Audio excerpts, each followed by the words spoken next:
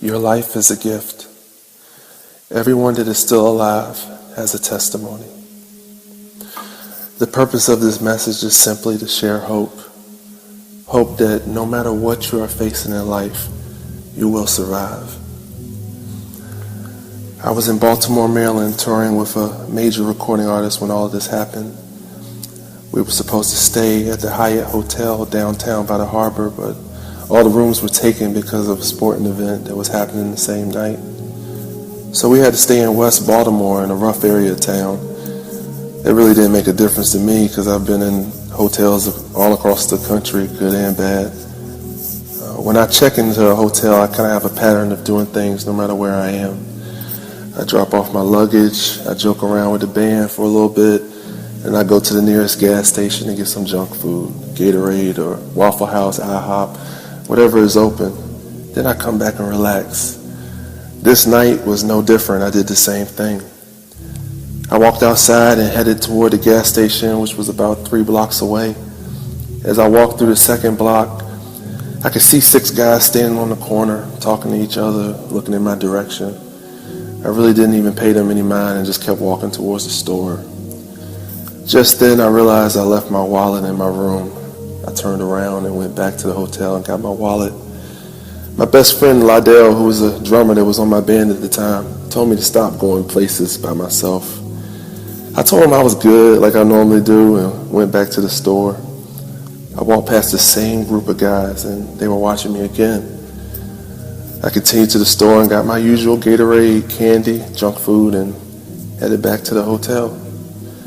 When I came past that same block, the same guys immediately just came towards me.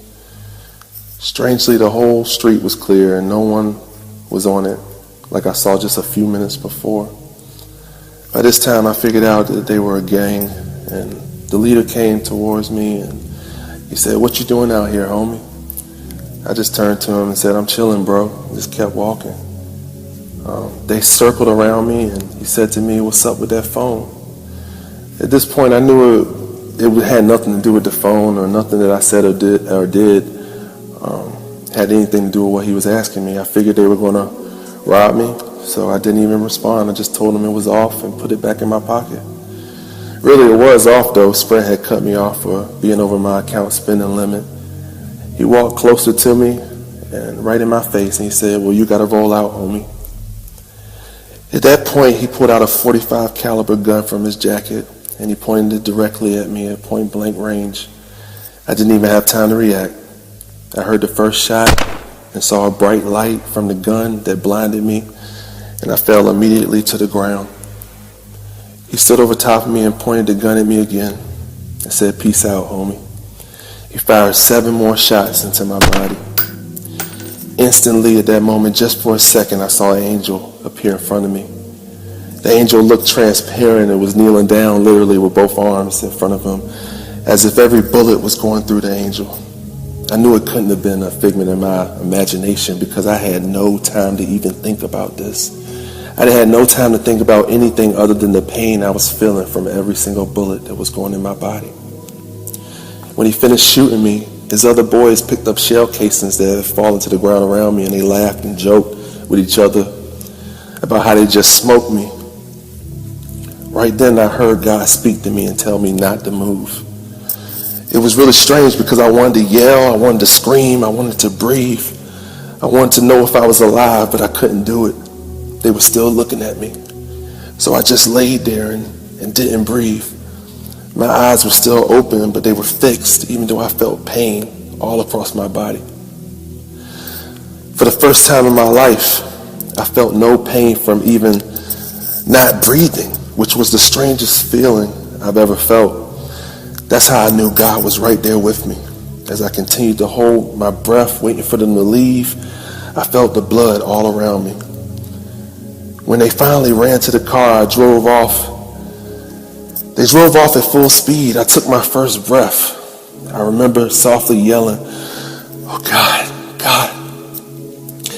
As I looked around me and saw the pool of blood and holes in my shirt, I tried to stand up, but I couldn't. I couldn't feel my legs. So I dragged myself off of the street and onto the sidewalk, literally crawling. I tried to flag down cars to stop and help me, but nobody would stop.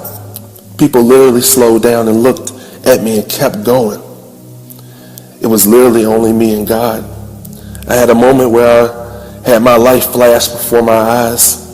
I thought about everyone that loved me. I thought about my own funeral. I thought about the things that I should have said to my family and the friends that I didn't tell.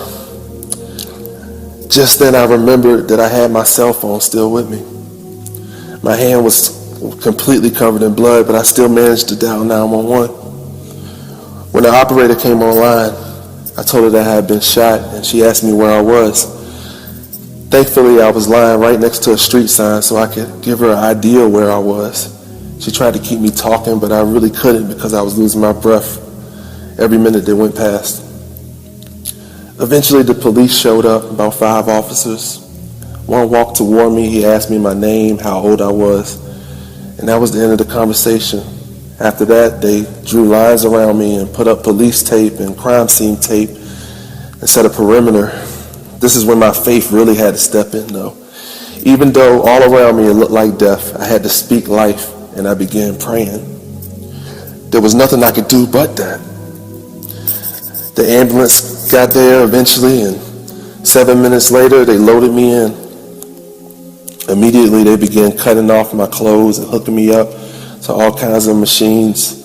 This was the first time that I actually saw the gunshot wounds with my eyes, and at that moment, tears began to flow from my eyes. My body just looked dead. Looked like I shouldn't have been alive, but I was. I heard the EMT say to her partner, "I don't think he's going to make it." It hurt to hear those words coming from her, but I tried to hold on to life. By the time I got to the hospital, they rushed me down the hall into surgery. When I arrived in the room, it was like the strangest scene I ever seen. The room was lined with nurses, doctors, police, other hospital employees looking at me in disbelief, almost as if what they heard on the radio, my condition, they were stunned that I was alive. The lead doctor whispered in my ear, "I'm about to give you some anesthesia to put you asleep for the surgery. Can you sign this paper for me?" Oddly enough, I was able to sign it and did pretty good. I did so good that the doctor joked and said, for someone who's got shot all these times, you sure do have a good signature. Right at that moment, I looked in front of me and I saw people standing at the door, and I saw people surrounding around me, and I saw that same angel that I saw on the street. I saw standing in front of me with his arms folded, looking at me, nodding his head, as if to say everything is going to be all right. Right then I felt a peace upon me that relaxed my breathing, and I fell asleep. When I opened my eyes, I saw tubes all around me. I heard beeping sounds from all the machines. I saw bandages across my chest. I thought to myself, I'm alive. The first thing that I thought was, how in the world was I alive? There was a nurse standing to my left, and she looked at me right in the eye and said, "You made it. You made it, Marcus." A doctor came in the room and told me I was lucky to be alive. I knew luck had nothing to do with it. He proceeded to tell me that he performed an 8-hour surgery on me and removed half of my stomach, my whole spleen, half of my small intestine, reattached my colon, and removed half of my pancreas. I just looked at him in disbelief, but I believed him. I found out later that my doctor, he found God through my surgery. He acknowledged that it was not possible that he did the surgery by himself. Today I can walk. I had to learn how to do that all over again. Today I can play the piano even though I lost the feeling in my right hand. Today I can eat even with a half of a stomach. Today I can walk in peace because God gave me peace during the most chaotic time of my life. Today I know that God is a healer. Mark 9:23 says all things are possible to him that believes. Do you believe? I know that I do. I encourage everyone that hears my voice to do God now and not later. A common misconception is that you need to clean yourself up before you come to God. But the truth is, you just have to come to God and he will change you. God bless you all. God keep you. Remember that God is sovereign and bigger than every problem and every situation.